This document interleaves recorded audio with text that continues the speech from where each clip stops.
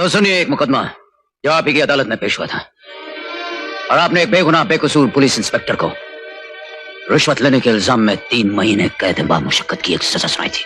तुम कैसे कह सकते हो वो इंस्पेक्टर बेकसूर था?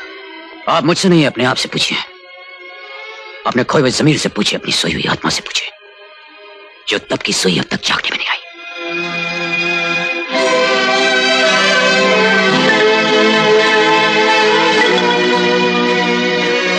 अगर अब भी आपको याद ना आया हो तो जरा इस बूढ़ी विधवा की आंखों में झांक कर देखिए। इसके जवान पति ने अपने आप को फांसी लगा ली और इसे उम्र भर चिता की आग में जलने के लिए छोड़ दिया। इस शहर में 20 बरसातें आई, आकर चली गई, लेकिन इस विधवा की आंसुओं की झड़ी थमने में ना आई। इसके चेहरे पे जो झुर्रियां पड़ी हैं वो आपके उस फैसले के चाबुक के निशान है जो आंख का अंधा और कान का बहरा था, योर ऑनर।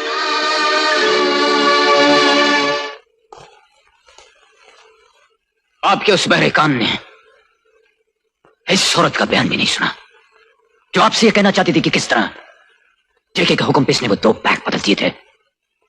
एक बैग जिसमें बैंक डकैती का नक्शा और जेके की रिकॉर्ड की भी गुफ्तगू थी जो उसके और बैंक मैनेजर माथुर के दरमियान हुई थी। कल ठीक 10 बजे तुम्हारा बैंक खुलेगा जैसे रोज खुलता है और ऐन 12 बजे वहां एक डाका पड़ेगा। डाका? हाँ, डाका डालने वाले बैंक का सारा रुपया ले जाएंगे। उन्हीं रुपयों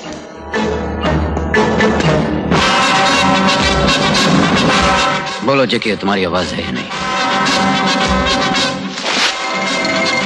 बोलो, नहीं तो मैं तुम्हारी आवाज तुम्हारी छाती के अंदर हमेशा के लिए दफन कर दूंगा। हाँ, मेरी आवाज है।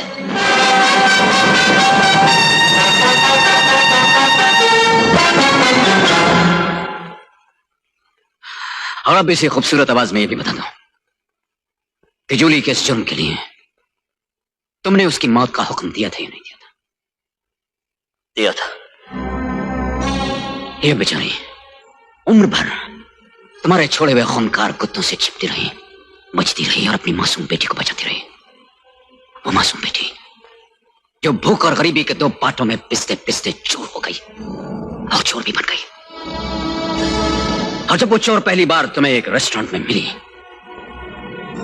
तो तुमने कहा कि आज तुम्हें पीने के लिए ब्लैक डॉग व्हिस्की चाहिए, क्योंकि जब तुम किसी गोरी सफेद तितली को देख लेते हो तो तुम्हारे खून के अंदर सैकड़ों काले कुत्ते भौंकने लग जाते हैं। तुम ये सब कैसे जानते हो?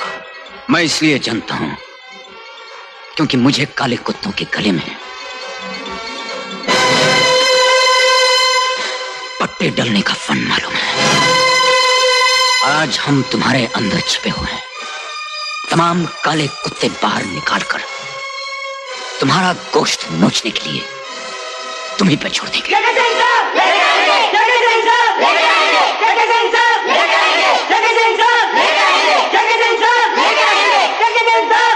Order, order, order. Silence in the court room please. ये सब लोग कौन है, यहाँ क्यों आए? ये वो जनता है, योर ऑनर, जिसके गले में 200 बरस तक एक गैर हुकूमत ने अपने नाखून काट रखे थे और पिछले 40 बरसों से जिसका दम जेके जैसे जालिमों के पंजों में घुट रहा है। इन बेचारों ने सैकड़ों बरस गुलामी की रात में आजादी का सुनहरा सपना देखा था, योर ऑनर, जिसे कभी इन जैसे नेताओं ने दौलत के बाजार में नीलाम कर दिया और इन जैसे अफसरों ने वैश्य बनाकर कोठे पे बैठा दिया। तुम जानते हो शहंशाह, एक पुलिस अफसर की वर्दी पर हाथ डालना कितना बड़ा जुर्म है। तुमने पुलिस की वर्दी कहां पहन रखी है? ये तो एक कफन है जो तुम्हारे जमीर की लाश ने पहन रखा है।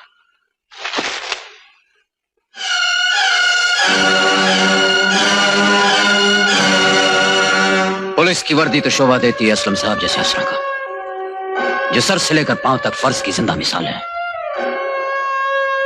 डालो इनकी आंखों में आंखें और याद करो वो दिन जब जेके की जहरीली दवाइयों का ट्रक मुंबई में दाखिल होने वाला था और तुमने असलम साहब को ट्रक पकड़ने की ड्यूटी से हटवाकर चौपाटी भेज दिया था इस नेता की सिक्योरिटी के लिए।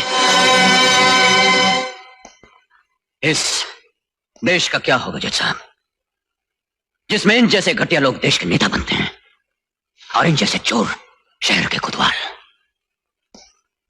इस देश का कानून जो कभी बादशाह बन के तख्त पे बैठा था, जेके जैसे सौदागरों ने और इन जैसे अफसरों ने गली का भिखारी बना दिया। मैं आपसे अपील करता हूं जज साहब, हेरिटर मोहम्मद सलीम का मुकदमा खोलिए और उस पर गौर कीजिए।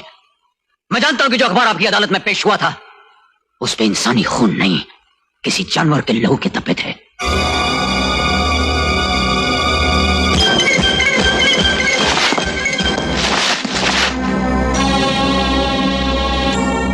बताइए रीडर साहब, जो असली अखबार था वो तुमने कहां छुपा के रखा है? बोलो, नहीं तो कल के अखबार में तुम्हारी मौत की खबर छपी होगी। मुझे माफ कर दो शहंशाह, मैं बाल बच्चे वाला आदमी हूँ। जिसका खून हुआ था वो भी किसी बाप का बेटा था, वो भी किसी बच्चे का बाप होने वाला था। अब बताओ, निकालते हो वो अखबार या तुम्हारे गले के अंदर हाथ डाल के तुम्हारी जान निकाल दूं? देता हूँ, देता हूँ।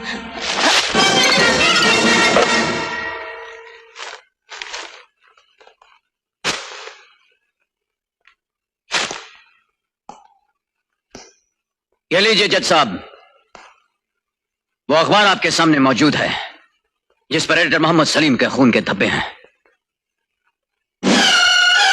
और खून करने वाले जेके के हाथों के निशान मौजूद हैं।